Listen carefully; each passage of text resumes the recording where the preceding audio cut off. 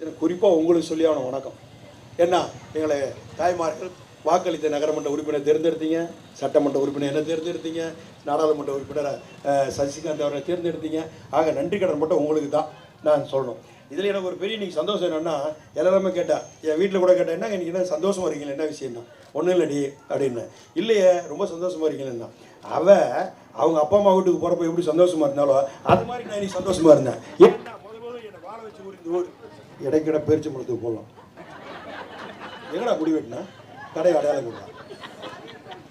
ஆக காலையிலேருந்து சந்தோஷமாக இருந்தவங்க கேட்டா வீட்டில் எங்கே போகிறோன்னா, நான் எப்போவும் எனக்கு இந்த பகுதி தாய் வீடு மாதிரி தான் நினைப்பேன். அந்த காலத்தில் நான் சேர்மனாக நிற்கிற இடத்துலேருந்து இந்த இடத்துல பார்த்தீங்கன்னா எனக்கு அதிக வாக்கள் போட்ட ஊர் இந்த கிராமம்.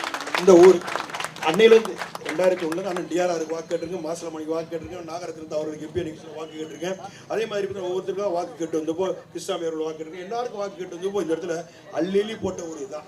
ஏன் இன்னும் சொல்ல போனால் தமிழகம் முழுவதுமே பார்த்து இந்தியா முழுவதுமே திமுககாரர் தான் சாவடிச்சாங்க. ராஜீவ் காந்தின்னு சொல்லி நடந்த அந்த பாம் பிளாஸ்ட்ல நமக்கு வாக்களிக்க விட்டாங்க. அந்த நேரத்தில் கூட பார்த்தீங்கன்னா அதிக வாக்கள் உடைந்த ஊர் எதுனா இந்த ஊர் தான். நம்ம இந்த வார்டு தான். ஆக அந்த அளவுக்கு இந்த வார்டில் வந்து திராவிட முன்னேற்ற கழகத்துக்கு சிறப்பான ஒரு வரவேற்பு இருக்குது. அப்படியேப்பட்ட ஊருக்கு நான் வர்றப்போ எனக்கும் சேர்மனாக நிற்கிறப்ப எனக்கு வாக்கள் அதிக வாக்குகள் பெற வச்சிங்க, சட்டமன்றத்தில் அதிக வாக்குகள் பெற வச்சிங்க. 2014 நான் தோத்தாப்புல இந்த இடத்துல அதிக வாக்கள் நான் வாங்கியிருக்கிறேன். ஆகவே தான் நீங்கள் வரும்போது மகிழ்ச்சியோடு இருந்தேன். அதனால என் பொண்டாட்டிக்கு போகாமல் காலிலேருந்து ஒரே சந்தோஷமாக இருக்கீங்களா. அதான் நான் சொன்னேன், என்ன தெரியாமல் நீ காலிலேருந்து ஒரு சந்தோஷமாக இருக்கேன் அப்படின்னு. அப்போ தான் தெரியும் உள்ளுக்குள்ளேயே உணர்வு, அதாவது உள்ளிருக்கின்ற உணர்வு வெளிக்காட்டுது. என்னன்னாக்கா அந்த மகிழ்ச்சி. இப்போ போகிறோம் நம்ம அக்கா தங்கச்சிக்கெல்லாம் பார்க்க வரேன்ற ஒரு தலை சிறந்த ஒரு மகிழ்ச்சியோடு தான் உங்களை இன்றைக்கி பார்க்க வந்திருக்கோம். அந்த மகிழ்ச்சியில் இன்றைக்கி இருக்கிறோம். பெரிய விஷயம். அதாவது மதியானம் கூட சாப்பிட்டது கூட கொஞ்சமாக தான் சாப்பிட்டேன். இங்கே வரப்போகிற சந்தோஷத்தில் செகண்ட் முடிச்சுட்டு அங்கே நான் சொல்கிறது பொய்ன்ற மாதிரி தெரியும். நான் உள்ளது சொல்கிறேன், எனக்கு பொய் சொல்ல தெரியும். அதான் வடிவேல் சொன்ன மாதிரி வெள்ளையாக இருக்கிறவங்க பொய் சொல்ல மாட்டான், அது நல்லவண்ண மாதிரி நீங்கள் நினைக்கிறீங்க. கருப்பாக இருக்கிற போய் எங்களுக்கு மூஞ்சி தான் கருப்பு, ஆனால் உள்ள எல்லாம் வெள்ளை, மனசுலாம் வெள்ளை. நான் கோச்சு கூட நீங்கள் மாறனை கோச்சு அவர் வெள்ளையாக இருக்கிறார், அதனால் அவர் கோச்சு கூட. தலை சிறந்த பேச்சாளர், சிறந்த பேச்சாளர், அருமையாக பேசுவார். இன்னும் சில பகுத்தறிவு கொள்கைகளை இந்தியா தமிழகம் முழுவதும் சொல்லும் பறைச்சாட்டக்கூடிய தளபதி அவருடைய போர்வாளாக இந்த தடவை விலகி கொண்டிருக்கின்றார். அப்படிப்பட்ட அன்புச்சு அவர் முன்னால் பேச இருக்கிறார். மழையின் காரணமாக தான் நாங்கள் இவ்வளோ சீக்கிரம் பேசுகிறோம். இன்னும் கொஞ்சம் நேரம் உங்களை இன்னும் பேசுகிறோம். ஆக இந்த அளவுக்கு நம்முடைய இளந்தலைவர், நம்முடைய மரியாதைக்குரிய நம்முடைய உதயநிதி அவருடைய பிறந்தநாள் நிகழ்ச்சி இன்றைய தினம் பார்த்தீங்கன்னா அவருடைய பிறந்தநாள் தமிழகம் முழுவதும் ஒரு காலகட்டத்தில் எல்லா பிறந்தநாளும் கொண்டாடினாங்க. ஜெயலலிதா பொருள், எம்ஜிஆர் பொருள், நாங்கள் எடப்பாடி பொருள் கொண்டாங்க. அப்படி கொண்டாடினவங்க என்ன பண்ணாங்கன்னா, தன்னை நடத்துகிறவங்க, இப்போ இங்கே நடத்துகிறவங்க யார், விஜயம், இவர் தன்னை முன்னிலைப்படுத்திக் கொள்ளுன்னு சொல்லி வேப்பிலை கட்டு ஆடுறது, மசூதி முன்னாடி கஞ்சி ஊற்றுறது, சர்ச்சுக்கு முன்னாடி கேக் ஊட்டுறது, இந்த மாதிரிலாம் அல்வா கொடுத்து அவங்க தன்னை வளர்த்துக் கொள்வதற்கு யார்கிட்ட, ஆட்சியாளர்களிடம், அன்னைக்கு இருந்த ஜெயலலிதாவுடைய, எம்ஜிஆரிடம், எடப்பாடி கிட்ட, ஓபிஎஸ் கிட்ட தன்னை வளர்த்துக் கொள்வதற்காக. அது போல் வந்து சுயநலத்தோடு பண்ணாங்க. அது பண்ணது சுயநலத்தை தன் வளர்ச்சிக்காண்டி பண்ணுது. ஆனால் அப்படிலாம் இல்லாமல் இன்றைய நம்ம இளந்தலைவர் அவர்களாகட்டும், நம்ம தளபதி அவர்களாகட்டும், கலைஞராகட்டும், அவங்கெல்லாம் போகும்போது அவங்களுடைய பிறந்த நாளைக்கெல்லாம் பார்த்தீங்கன்னா அவங்க என்ன சொல்கிறாங்கன்னா, எங்களுடைய பிறந்த நாளை நீங்கள் கொண்டாடுகின்ற அதே நேரத்தில் மக்களுக்கு நலத்திட்ட உதவிகளை வழங்கிட்டு கொண்டாடுங்க. அப்படிதான் அது எங்களுக்கு நீங்கள் செய்கின்ற கடமையாக இருக்குன்னு சொன்னாங்க. அதன் அடிப்படையில் பார்த்தீங்கன்னா இவர் இளந்தலைவராக இருந்தாலும் நம்முடைய மாண்புமிகு துணை முதல்வர் அவர்கள் என்னுடைய பிறந்தநாளை கொண்டாடுகின்ற அதே நேரத்தில் மக்கள் நலப்பணிகளை நீங்கள் திட்டம் கொடுங்க, அவங்களுக்கு நீங்கள் உதவிட்டு அதுக்கப்புறம் நீங்கள் நிகழ்ச்சியை பண்ணுங்கன்றவங்க தான் உத்தரவு போட்டிருக்காங்க. அதன் அடிப்படையில் பார்த்தீங்கன்னா நம்ம மாவட்டத்தில் மட்டும் 360 நலத்திட்ட உதவிகளை நாம் வழங்கி கொண்டு நேரத்திலிருந்து வழங்கிட்டு இருக்கிறோம். அதே மாதிரி 25 பொதுக்கூட்டம், அதே மாதிரி இளம் பேச்சாளர் தம்பி கோகுலை போன்றவர்கள், மூத்த பேச்சாளர்கள், இங்கே பகுத்தறிவு சிந்தனையெல்லாம் இங்கே வந்து மக்களுக்கு தெரிவிக்கின்ற மரியாதைக்குரிய நம்முடைய மதிமாறனை போன்றவங்களாம் இன்னைக்கு பேச வச்சு நாங்கள் இன்றைய தினம் உங்களை போடுறோம். ஆக நம்மை பொறுத்தவரை மாண்புமிகு தமிழக முதல்வர் தளபதி கலைஞர், தன்னுடைய தளபதி அவர்கள் மக்களுக்கு என்னென்ன தேர்தல் காலத்தில் சொன்னாங்களோ அதெல்லாம் செய்தாங்க, சொல்லாதையும் செய்தாங்க.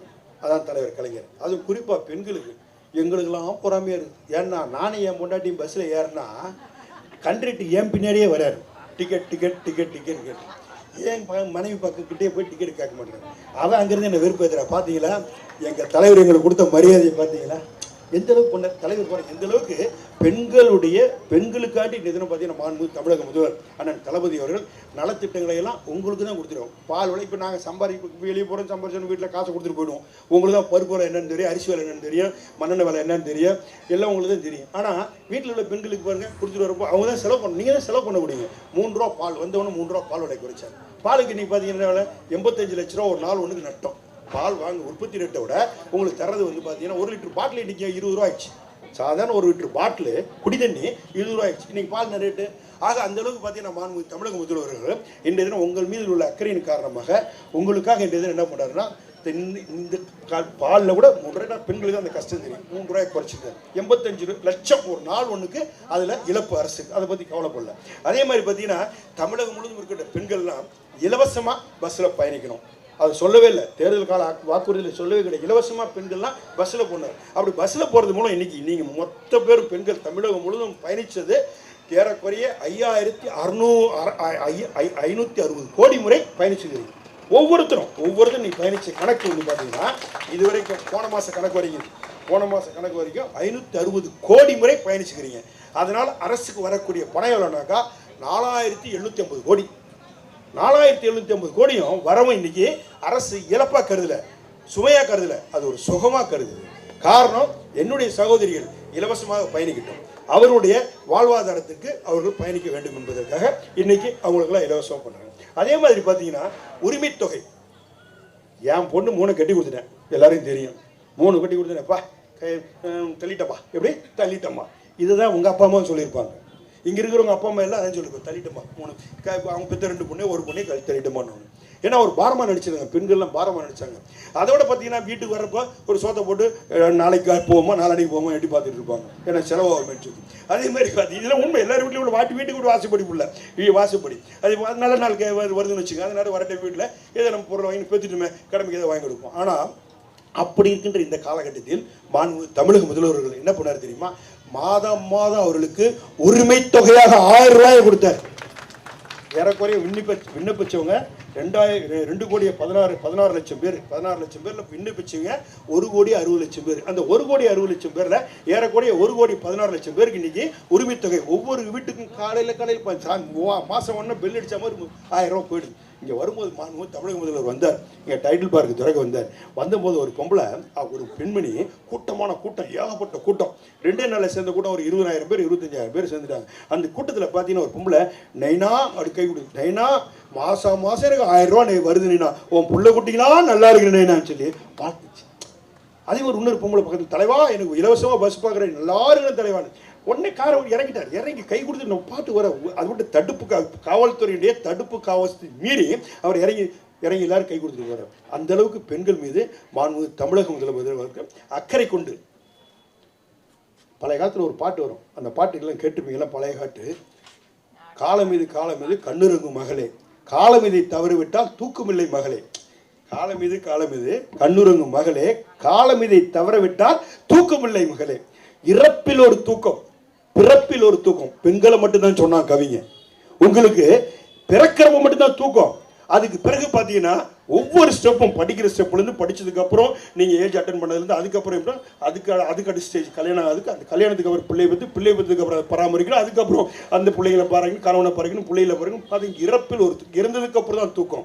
அதனால தான் மாண்புமிகு தலைவர் அவர்கள் தன் தாயுடைய ஸ்தானத்தை அறிஞ்சவர், தன்னுடைய மனைவியுடைய ஸ்தானத்தை அறிஞ்சு, தன் சகோதரியுடைய ஸ்தானத்தை அறிஞ்சு புரிஞ்சு தெரிஞ்சு பெண்களுக்குரிய கஷ்டங்களை அறிஞ்சு பிறப்பில் ஒரு தூக்கம் இருக்காங்க பெண்களுக்கு, இறப்பில் இருக்கும் தீர்ப்பு எடுக்கின்ற பெண்களுக்கு நாம் வாழ்நாள் முழுதும் ஒரு மகிழ்ச்சியை வைத்துக் கொள்ள வேண்டும் என்கின்ற ஒரே ஒரு காரணத்திற்காண்டி தான் பெண்களுக்காண்டி இது போன்ற திட்டங்களை நடைமுறைப்படுத்தி அதை வெற்றி கண்ட ஒரே முதல் இந்தியாவில் யாருன்னா தமிழக முதல் நம்முடைய தளபதி ஒருத்தர் மட்டும்தான்.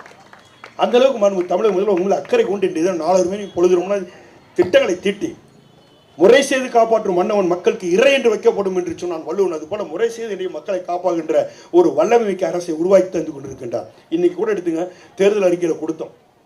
தேர்தல் அறிக்கையில் என்னென்ன கொடுத்தோம்? இங்கே இருக்கக்கூடிய பிரிட்ஜு, இந்த பிரிட்ஜு கிடப்புல போட்டாங்க. திராவிட முன்னேற்ற கழகம் ஆட்சியில் இருந்தபோது பார்த்தீங்கன்னா ரயில்வே பிரிட்ஜு எவ்வளோ கஷ்டப்பட்டோம். நம்ம எல்லாம் நீங்களாம் அனுபவிச்சிங்க, நானும் அனுபவித்தேன். இந்த இடத்துல எவ்வளோ கஷ்டப்பட்டோம். நம்ம போகும்போது அதனுடைய இது மட்டும் பார்த்தீங்கன்னா 78 கோடி ரூபா. அந்த 78 2011 திராவிட முன்னேற்ற கழகம் ஆட்சியில் இருக்கும்போது திட்டங்கள் தீட்டப்பட்டு அந்த திட்டத்தின் அடிப்படையில் வந்து பண்ணால் அந்த பணியில் அப்படியே விட்டானுங்க. 10 வருஷம் கடவுளே போட்டானுங்க. 10 வருஷம் நம்ம இந்த பக்கம் ரயில்வே ஸ்டேஷனில் நின்று இறங்கி நின்று போகணும், இந்த பக்கம் சுற்றிட்டு வரணும், இந்த பக்கம் போகணும், இவ்வளோ கஷ்டப்பட்டணும் பார்த்துருப்பீங்க. ஆனால் நாங்கள் தேர்தல் அறிக்கை சொன்னோம், நாங்கள் வந்தவொன்னு தானே அந்த பிரிட்ஜ் திறப்போம். அதே மாதிரி ஆட்சிக்கு வந்து அந்த பணியை 78 கோடி ரூபாய் பணியை இன்னைக்கு திறந்தோமா இல்லையா? திராவிட முன்னேற்ற கூட திராவிட மாடல் ஆட்சி வந்தவொன்னு அது திறந்தோம். இன்னைக்கு அதே மாதிரி சேக்காடு பிரிட்ஜ் பார்த்தீங்கன்னா மதிப்பீடு வந்து 29 கோடி 58 லட்சம். அதனுடைய மதிப்பு பார்த்தீங்கன்னா நாங்கள் அது திட்டம் போட்டு திராவிட முன்னேற்ற கழக ஆட்சியில் இருக்கும்போது 2006 கலைஞர் அவர்கள் முதலமைச்சராக மறைந்தவங்களுடைய கலைஞர் இருக்கின்ற ஆட்சியில் போட்ட 2006 திட்டம். அந்த திட்டத்தை இன்னும் பார்த்தீங்கன்னா இப்போ தான் நாங்கள் திறந்து வச்சோம். அதை நம்ம ஆட்சி வந்தோடனே, உங்களுடைய ஆட்சி வந்தோடனே தான் இப்போ திறந்து வச்சோம். அதே மாதிரி பார்த்தீங்கன்னா இங்கே இருக்கக்கூடிய டைட்டில் பார்க்கு கடவுளை போட்டானுங்க. இங்கே பார்த்தீங்க கடந்த காலத்தில் எவ்வளோ திருடுத்தனம் பண்ணானு. இது எவ்வளோ பெரிய வேகன், எவ்வளோ பெரிய ஃபேக்ட்ரி. இந்த ஃபேக்ட்ரி 1960 உருவாக்கப்பட்ட இந்த தொழிற்சாலை அன்றைய தினம் நிஜாம் அவர்களால் ஹைதராபாத் நிஜாம் அவர்கள் தான் இதை திறந்தார். 3500 பேர் வேலை செய்தாங்க. அதனுடைய வரலாறு நிறைய பேருக்கு தெரியாது. 3500 பேர் வேலை செய்ய இங்கே இருக்க மக்களுக்கு தெரிஞ்சுக்கலாம், ஒரு சிலருக்கு 3500 பேர் வேலை செய்தாங்க. மிகப்பெரிய தொழிற்சாலை. அந்த தொழிற்சாலை இப்போ காலையிலையும் சாப்பாடு தருவோம், மதியானம் சாப்பாடு தருவோம், நைட்டு சாப்பாடு தருவோம். அப்படியேப்பட்ட தொழிற்சாலை அந்த தொழிற்சாலை 3500 பேர் வேலை 3500 பேர் வேலை செய்தால் அந்த குடும்பத்தில் ஒருத்தர் வேலை செய்கிறான்னா அந்த குடும்பத்தில் 3 பேர் பயனடைவாங்க. அவன் மனைவி 2 பிள்ளைகள். அப்போ ஒரு குடும்பத்தில் 4 பேர் பயனடைகிறாங்க. அப்போ 3500 × 4 என்னாச்சு? ஏறக்குறைய 12,000 பேர் வேலைக்கு வந்துடுறாங்க. இந்த 12,000 பேர் வேலை செய்கிறது பெருசு இல்லை. இந்த 12,000 பேருக்கு தேவையான முடி வெட்டுறவன்லேருந்து, செருப்பு தைக்கிறவன்லேருந்து, அங்கே துணி தைக்கிறவன்லேருந்து, துணி விற்கிறவன்லேருந்து, மளிகை கடையிலேருந்து பார்த்தீங்கன்னா அதில் ஒரு 2,000 பேர் பயன்படுவாங்க. அந்த குடும்பத்தில் ஒரு 3 பேர் பயன்படுவாங்க. அது ஒரு 6,000 பேர். ஏறக்குறைய பார்த்தீங்கன்னா 15,000 பேர் 18,000 பேர் அந்த தொழிற்சாலையில் பயன்பட்டார்கள். ஆனால் அந்த தொழிற்சாலை பார்த்தீங்கன்னா 1960 துவக்கப்பட்ட தொழிற்சாலை கிடப்பில் போடப்பட்டது. அது ஏறக்குறைய பார்த்தீங்கன்னா நம்முடைய சிக்காயிடுச்சு. சிக்கான உடனே மாண்புமிகு தமிழக முதல்வர் கலைஞர் அவர்கள் அந்த நேரத்தில் அந்த தொழிற்சாலை கையில் எடுத்து அந்த தொழிற்சாலையில் போய் 3500 ரூபாய் மூடுறது முடிவு பண்ணிட்டார். நிஜாம் வந்து மூடுறது முடிவு பண்ணிட்டார். அந்த தொழிற்சாலையை கையில் எடுத்து அது சதன் சர்டிஃபிகேட் லிமிடெட் பேர் வச்சு அது ஒரு IAS அதிகாரியை போட்டு அதுக்கு 25 கோடி அன்னைக்கு கொடுத்தார். அன்னைக்கு கொடுத்தது 25 கோடினா இன்னைக்கு அதனுடைய மதிப்பீடு ஏறக்குறைய 200 கோடி ரூபாய். 200 கோடி 250 கோடி கூட இருக்கு வச்சுங்க. இன்னைக்கு வேல்யூ அது 25 கோடியை கொடுத்தது யாருன்னா கலைஞரை கொடுத்தார். தொழிற்சாலையை நடத்துனாங்க, அரசு எடுத்து நடத்துனாங்க. ஏன்னா 3500 பேர் கெட்டு போயிடக்கூடாது, அதனால ஏறப்படக்கூடிய வாழ்வாதாரம் 15,000 பேர் போயிடும்னு சொல்லி இந்த குடும்பம் அந்த தொழிற்சாலை எடுத்து நடத்துனாங்க. அதுக்கு பிறகு நடத்தினப்போ எம்ஜிஆர் வந்தார். திருப்பி சிக்கானோட திருப்பி திராவிட முன்னேற்ற கழக 13 ஆண்டுகள் திராவிட முன்னேற்ற கழக ஆட்சி வந்து திருப்பி அதை என்ன பண்ண 25 கோடி தராரு. 25 கோடி தொழிற்சாலை நடத்திட்டு இருக்கிறப்போ மீண்டும் ஜெயலலிதா ஆட்சிக்கு வருது. ஆட்சி வந்து அம்மா என்ன பண்ணுது? அந்த தொழிற்சாலையை தொழிலாளருக்கு பணத்தை கொடுத்து சொற்ப பணத்தை கொடுத்து வெளியே அமைச்சு மூடிடுது. ஏறக்குறைய இந்த பகுதியில் இருக்கக்கூடிய 15,000 கோடிய வாழ்வாதாரம் கெட்டு போச்சு. நேர்முகமாக வேலை செய்ய 3,500 பேர், மறைமுகமாக லாபடைய 2,000 பேர். அதில் அவங்களோட குடும்பம் எல்லாமே பார்த்தீங்கன்னா ஏறக்குறைய 15,000 பேருக்கு லாஸ் ஆகிட்டாங்க. மீண்டும் என்ன பண்ணார்? அதை அன்றைய தினம் திராவிட முன்னேற்ற கழக ஆட்சிக்கு வந்தோடனே இங்கே நாங்கள் டைட்டில் பார்க் அமைப்போம்னு சொன்னோம். ஆனால் வந்தப்போ ஆட்சியில் வந்து இவங்க துவக்கி வச்சாங்க, அந்த திட்டங்களை துவக்கி வச்சாங்க, அது வேறு விஷயம். ஆனால் அதுவும் கிடப்பில் போடப்பட்ட அந்த திட்டத்தை நாங்கள் அப்போ தேர்தல் கால அறிக்கையில் இங்கேயே நான் பேசுகிறேன். இதே இடத்துல மீட்டிங்கில் ஜீப்பில் நான் பேசும்போது என்ன சொன்னேன்னா, திராவிட முன்னேற்ற கழகம் ஆட்சிக்கு வரும், அதனுடைய முதல்வராக தளபதி அவர்கள் பதவியேற்பார், அந்த முதல்வர் தான்டா டைட்டில் பார்க்க திறந்து வைப்பார்னு சொன்னேன். அதே மாதிரி திறந்தாரா இல்லையா? சொன்னதை செய்கின்ற அரசு தான் திராவிட மாடல் ஆட்சி. அதுதான் நாங்கள் செய்துட்டு இருக்கோம். நீ சொன்னதான் செய்கிறோம், சொல்லாத எதுவும் செய்யலை. அதே மாதிரி பெண்களுக்கு இன்றைக்கி பார்த்தீங்கன்னா 1லேருந்து 12 வரைக்கும் அரசு பள்ளியில் படித்த பிள்ளைங்க மேல்கல்விக்கு போதீங்கன்னா அதுக்கு பஸ்ஸுகளுக்கு இலவசம், பஸ்ஸில் பயணம் செய்ய இலவசம், லேப்டாப் இலவசம், புத்தகம் இலவசம், சீருடைய அவங்களுக்கு கொடுக்கக்கூடிய புத்தகங்கள் இலவசம், அட்மிஷன் இலவசம், எல்லாமே இலவசம். அது மட்டும் இல்லாமல் அவர்களுக்கு 1000 ரூபா மாதம் பேக்கில் போய் சேர்ந்துடும். ஏன் இந்த 1000 ரூபான்னா பெத்தவங்கள்ட்ட வந்து ஜாமெட்ரி பாக்ஸ் கேட்கக்கூடாது, பெத்தவங்கள்ட்ட வந்து பேனா வாங்கணும்னு கேட்கக்கூடாது, பெத்தவங்கள்ட்ட வந்து ஹோம்ஒர்க் புக் வாங்கணும்னு கேட்கக்கூடாது. அதுக்காண்டி பார்த்தீங்கன்னா 1000 ரூபா யாருக்கு? அவங்க குடும்ப அந்த பிள்ளைகளுக்கு. அது நம்ம பையில சும்மா இருப்போம், நம்மளை போயிடுவா பொம்பளை பிள்ளைங்க மட்டும் குடிக்கல நாங்கள் என்ன அப்படின்னு அவன் கேட்க ஆரம்பித்தான். நான் என்ன அவனுக்கு வேணும்ல, அவனுக்கு படித்தவன்ல 1லேருந்து 12 அரசு பள்ளியில் படித்தான், அவன் கேட்க மாட்டானா எனக்கு வேணுமே கேட்கான். அவனுக்கு 1000 ரூபா, அவனுக்கு அந்த 1000 ரூபா கொடுத்தார். யார்? மாண்புமிகு தமிழக முதல்வர் 1000 ரூபா கொடுத்தார். அதை விட இன்னொரு காரியம் பண்ணார். கண்மூர் காமராஜர் அவர்கள் ஆட்சியில் இருக்கும்போது காரில் போயிட்டு இருக்கும் முதலமைச்சர் காரில் போகும்போது ரயில்வே ட்ராக் போட்டான். இப்போ இங்கே போடுவாங்க பாருங்கள், ரயில்வே ட்ராக் அது மாதிரி போட்டான். போட்டோடனே நின்றுட்டு இருக்கு வண்டி. ஒரு 4 எருமை மாட்டை மேய்ச்சி போயிருக்கான். அவனை கூப்பிட்டுருக்காரு, ஏலே ஏன்டா இந்த படிக்கிற வயசில் மாடை மேய்க்கிறேன்னு கேட்டார். ஆமாம் நான் மாடு மேய்ச்ச சோறு யார் போடுவேன் அப்படின்னு அவங்க கேட்டிருக்கான். அவனுக்கு முதலமைச்சர் தெரியாது, மாடு மேய்க்கிற பையன், சின்ன பையன் பாவம். சரி நான் மாடு மேய்க்கல, எனக்கு யார் சோறு போடுவா அப்படின்னு கேட்டிருக்கான். சோறு போட்டால் பள்ளிக்கூடத்துக்கு போவனே அப்படின்னு இருக்கான். உடனே என்ன பண்ணார், முதல்ல காமராஜர், கர்மவீரர் காமராஜர் அவர்கள் தான் அந்த மதிய உணவு திட்டத்தை கொண்டு வந்தவர். அவர் தான் கொண்டு வந்து அறிமுகப்படுத்துகிறார். அதை கலைஞர் அவர்கள் என்ன பண்ணார், ஆட்சியில் இருக்கும்போது முட்டையோடு சேர்ந்த சத்துணவு கொடுத்தார் அன்னைக்கு. அதே மாதிரி பார்த்தீங்கன்னா முட்டை சாப்பிடாத பிள்ளைகளுக்கு வாழைப்பழம் கொடுத்து அந்த பிள்ளைகளுக்கு வந்து நடைமுறையில் இருந்தது. ஆனால் நம்முடைய தமிழக முதல்வர் அண்ணன் தளபதி அவர்கள் ஒரு வித்தியாசமான சிந்தனைக்காரர். என்ன பண்ணார் அவருனாக்கா, அவர் இப்போ இந்த ஆட்சிக்கு வந்தோடனே என்ன பண்ணுறாருன்னா, தமிழகம் முழுவதும் இருக்கிற 32,450 பள்ளிக்கூடம், 32,450 ஆரம்ப பள்ளி, 1லேருந்து 5 வரைக்கும் படிக்கிற பிள்ளைங்க, 1லேருந்து 5 வரைக்கும் படிக்கிற பிள்ளைங்க வந்து 32,450 பள்ளிக்கூடம் இருக்குது தமிழ்நாடு ஃபுல்லாக. அதில் படிக்கிற பிள்ளைகள் எத்தனை பேர்னா 18 லட்சம் பேர், 18 லட்சம் பிள்ளைகள், சின்ன சின்ன பிள்ளைகள் 1லேருந்து 5 வரைக்கும் படிக்குது. இந்த 18 லட்சம் பிள்ளைகள் 65% தான் ஸ்கூலுக்கு வருது. காலையில் மதியானத்துக்கு மேலே 95% வரான் அட்டண்டன்ஸ் எடுத்தா. ஆனால் காலையில் அட்டண்டன்ஸ் பார்த்தா 65 பையன் தான் வரான். ஏன்டா 65 பையன் வரான்னு சொல்லி தமிழகம் முழுவதும் கூட பள்ளிக்கூடத்துக்களை ஆய்வு பண்ண விடுறாரு. அதிகாரிகள் விட்டு ஆய்வு பண்ண விட்டா அவங்க கிடைக்கக்கூடிய திடுக்கிடும் கவலை ஒரே மாதிரியா இருக்கு. கோரசை எல்லாம் ஒரே மாதிரி சொல்கிறான். பொள்ளாச்சியில் கேட்டவன் அதே பதில், இதில் கன்னியாகுமரியில் கேட்டவன் அதே பதில், மதுரையில் கேட்டவன், திருச்சியில் கேட்டவன், எல்லா இடம் கும்படி பொண்ணில் கேட்டவன், எல்லா மாதிரி ஆவடியில் கேட்டவன் ஒரே பதில். என்ன சொல்கிறான், எங்கள் அம்மா கூலி வேலைக்கு போயிடுது, எங்கள் அப்பா கூலி வேலைக்கு போயிடுறாரு, காலையில் எங்களுக்கு உணவு இல்லை, உணவு இல்லாமல் பள்ளியில் வந்து உட்காந்தோம்னா பள்ளி ஆசிரியர் சொல்லி தரும்போது எங்களுக்கு கிறக்கமாக வருது, மயக்கம் போட்டு வேண்டிய சூழ்நிலை இருக்குது. அதனால தான் நாங்கள் காலையில் பள்ளிக்கூடத்துக்கு வரதில்லை. அப்போ மதியானம் மட்டும் வரையடா, மதியானம் சோறு போடுறாங்கல்ல, அதை சாப்பிட்டுட்டு நான் உட்காந்துருக்கிறேன். அதனால எனக்கு வந்து அந்த தெரியல, எனக்கு அந்த பசியுடைய தாக்கம் தெரியல, கல்வியை நான் கற்றுட்டு இருக்கேன், ஆனால் எனக்கு வேறு வழி இல்லை, அதனால தான் காலையில் வரதில்லைன்னா. உடனே தாயில்லம் கொண்ட கலைஞர், ஒட்டுக்கையில் இருந்தவன் கை போலங்க இடுக்கன் கலையுமா நட்பு என்று சொல்லுவார். என்ன பண்ணுறாரு கலைஞர், என்ன பண்ணி தளபதி என்ன பண்ணுறாருன்னா, காலை உணவு திட்டத்தை அறிமுகப்படுத்துகிறார். 18 லட்சம் பிள்ளைகளுக்கு காலையிலையும் திங்கள் செவ்வாய் புதன் வியாழன் வெள்ளி இந்த பள்ளிக்கூடம் இருக்கின்ற 5 நாட்களும் பார்த்தீங்கன்னா அந்த மாணவ செல்வங்களுக்கு ஒவ்வொரு நாளும் ஒவ்வொரு விதமான பொங்கல், ஒரு நாள் வந்து இட்லி, ஒரு நாள் வந்து பார்த்தீங்கன்னாக்கா அவங்களுக்கு கிச்சடி, இது மாதிரி ஒவ்வொரு நாளைக்கு 5 விதமான உணவை கொடுத்து என்ன பண்ணுறாரு கொடுக்குறாரு. எத்தனை பேர் கொடுக்குறாரு, 18 லட்சம் பிள்ளைகளுக்கு காலை 1லேருந்து 5 வரைக்கும் படிக்கிற பிள்ளைகளுக்கு கொடுக்குறாரு. இதுக்கு செலவு மட்டும் எவ்வளோ தெரியுமா, 500 கோடி ரூபாய். 500 கோடி ரூபாய் பெருசாக பார்க்கல. இது நம்முடைய தமிழ் மாணவ செல்வங்கள் கேள்வியில் சிறந்து விளங்க வேண்டும் என்பதற்காக இந்த திட்டத்தை அறிமுகப்படுத்தி அதையும் வெற்றி கண்டார். ஒரு மாதம் போது திருப்பி எந்தெந்த பையன்கிட்ட போன மாதம் கேட்டாங்களோ அந்த பையன்கிட்ட போய் கேட்குறாங்க. ஏன்னா பார்த்தாக்கா அட்டன்ஸ் பார்த்தாக்கா மதியானத்துக்கு மேலே 95% வந்தவங்க அன்னைக்கு அந்த ஒரு மாதத்துக்கு பிறகு பார்த்தா காலையில் 95% வர ஆரம்பிச்சிட்டான். அப்போது ஏன்டா போன மாதம் நீங்கள் பள்ளிக்கூடத்துக்கு வரல, மதியத்துக்கு தான் வந்திருக்கிற, இப்போ மட்டும் வரையாடான, போன மாதம் வரைக்கும் எங்களுக்கு மதிய சோறு தான் கொடுத்தீங்க, இப்போ எங்களுக்கு காலை உணவு தெரியுங்க, அந்த காலை உணவு இருந்துட்டு நான் பள்ளிக்கல்வி கற்றுக்கிறேங்கன்றான். குழந்தையின் தெய்வம் ஒன்றுன்றாங்க. அந்த குழந்தையின் தெய்வம் ஒன்றா இருக்கிற இந்த குழந்தை பேசுகின்ற பேச்சு தெய்வம் சொல்லுக்கு சமம்.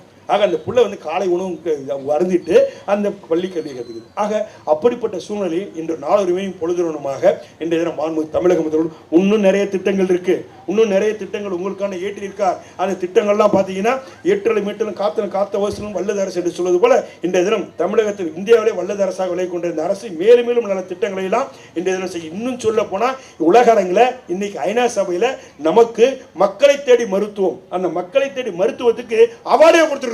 உலக அரங்கில், இங்க மட்டும் இல்லை உலக அரங்கில் கொடுத்துருக்கிறோம். ஒரு காலகட்டத்தில் கியூபா தான் தலை சிறந்த நாடாக இருந்தது மருத்துவத்தில். ஆனால் இன்னைக்கு மருத்துவத்தில் இன்னைக்கு தலை சிறந்த காரணம் இன்னைக்கு மக்களை தேடி மருத்துவம். ஒரு காலத்தில் இந்த ரோட்டில் அடிப்பட்டு ஒருத்தர் கிடந்தானா கண்டிப்பாக போயிடுவோம் நம்ம. ஏன்னா நம்ம போலீஸுக்கு ஃபோன் பண்ணி வச்சுங்க, போலீஸ் நம்மளை பிடிச்சி வச்சு நீ எப்போ பார்த்த, எங்கே பார்த்த, எதுக்கு பார்த்த, என்ன நடந்தது, யார், எல்லாத்தையும் சொல்லணும். அதுக்கப்புறம் என்ன பண்ண விட மாட்டாங்க, அந்த கேஸுக்கு சாட்சியாக நம்மளை போட்டு மாதம் கோர்ட்டுக்கு போக மாட்டோம் நம்ம. அதனால அப்படி அடிப்பட்ட ஒன்றும் தெரியாத மாதிரி கண்டுக்காமல் போயிடுவோம். ஆனால் இன்றைக்கி அப்படி கிடையாது. அந்த அடிப்பட்ட தோழரை நம்ம எந்த இடத்துல, அவங்க தமிழ்நாட்டில் எந்த இடத்துல அடிப்பட்டாலும் அருகாமையில் இருக்க மருத்துவமனையில் சேர்த்தா அவர்களுக்கு பார்த்து யார் சேர்க்கிறானோ அவனுக்கு 5000 ரூபா, முதல் தகவல் தரவனுக்கு 5000 ரூபா கொடுத்த பெருமை நம்முடைய தமிழக முதல்வர் அவர் கொண்டு. அந்த அளவுக்கு பண்ணால் அடிப்பட்டவன் எந்த காரணத்துக்கு அவன் அனாதையாக சாகக்கூடாது. அந்த இடத்துல போறவன் அவனுக்கு பேரண்ட்ஸாக இருந்து அவனுக்கு கொண்டு போய் சேர்க்கணுன்றதுக்காண்டி அப்படிப்பட்ட திட்டங்களை நாளொரு மேலேயும் பொழுதுறவனும் திட்டங்களை தீட்டி மக்களுக்காண்டி தினம் முழுமையாக அர்ப்பணித்துக்கின்ற ஒரே முதல்வர் நம்முடைய தளபதி. அவருடைய சபையில் தான் இன்னைக்கு துணை முதல்வராக நம்முடைய மரியாதைக்குரிய அன்பு சகோதரர் நம்முடைய மாண்புமிகு உதயநிதி அவர் இருந்து கொண்டு ஒரு செங்கலை வச்சு நீ ஆட்டி படித்தார். அவருக்கும் கல், நான் கூட சபையில் பேசினேன், உனக்கும் கல்லுக்கு என்ன உனக்கு கல்லுக்கு ரொம்ப ராசி சகோதரர் என்னன்னா ஒரு பக்கம் நீங்கள் வந்து ஆரம்பிச்சு இது வரைக்கும் பல படங்கள் வந்திருக்கு. பல படங்கள் வந்தாலும் அந்த படங்களோட வெற்றியெல்லாம் பல கோணத்தில் இருக்கும். ஆனால் இவருடைய வெற்றி பார்த்தீங்கன்னா ஒரு கல் ஒரு கண்ணாடின்னு ஒரு படம், கல்லு பரப்பு பேர் வச்சு எடுத்தார். அது பார்த்தீங்கன்னா அளவுக்கு அதிகமான வசூல் அள்ளி திணிச்சு. வரலாற்றில், தமிழக வரலாற்றில் நடந்த படங்களில் அந்த படம் வந்து அதிகமான வசூல், மிகப்பெரிய வசூலை காட்டி ஒரு பெரிய மரியாதை சேர்த்தது. எது அந்த படம்? ஒரு கல் ஒரு கண்ணாடி.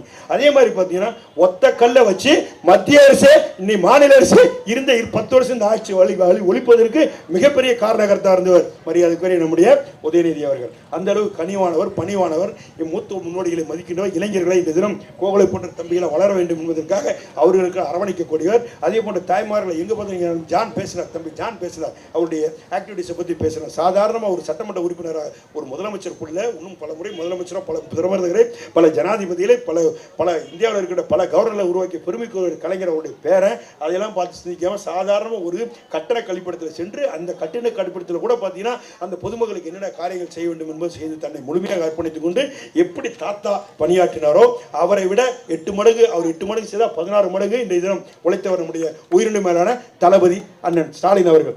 ஆனால் அவரே மிஞ்சுகின்ற அளவுக்கு இன்னைக்கு 32 அடி பாய்ந்த இன்றைய தினம் இயக்க பணிகளையும் அதே போன்று இருக்கின்ற பொதுப்பணிகளையும் இன்றைய தினம் முழுமையாக அர்ப்பணித்துக் கொண்டிருக்கின்ற மாண்புமிகு உதயநிதி அவர்கள் அவருடைய பிறந்த நாளை நாம் எல்லாமே சிறப்பாக கொண்டாடி கொண்டிருக்கின்றோம். வருங்கால தமிழகத்தை வழிநடத்துவதற்கு சரியான தலைவரை இன்றைய தினம் மாண்புமிகு நம்முடைய உயிரினு மேலான தலைவர்கள் அடையாளம் காட்டியிருக்கின்றார். அப்படிப்பட்ட பிறந்தநாள் விழாவில் அவர் பல்லாண்டு வாழ வேண்டும், பல்லாயிரம் பிறைகண்டு வாழ வேண்டும், எல்லா வளமும் பெற்று வாழ வேண்டும் என்று வாழ்த்தி, மழை வேற வந்துட்டு இருக்கு, எல்லாரும் உள்ளுக்குள்ளேயும் மனசுக்குள்ளேயும் திட்டுறீங்கன்னு எங்களுக்கு தெரியும். இருந்தால் நீண்ட நேரம் பேசி என்னுடைய நேரத்தை, உங்களுடைய நேரத்தை வீணடிக்காம, ஏன்னா உங்களுடைய சிந்தனையெல்லாம் இங்கே இருந்தாலும் எல்லாருடைய நினைப்பு டிவி மேலே தான் இருக்குன்னு எனக்கு தெரியும்.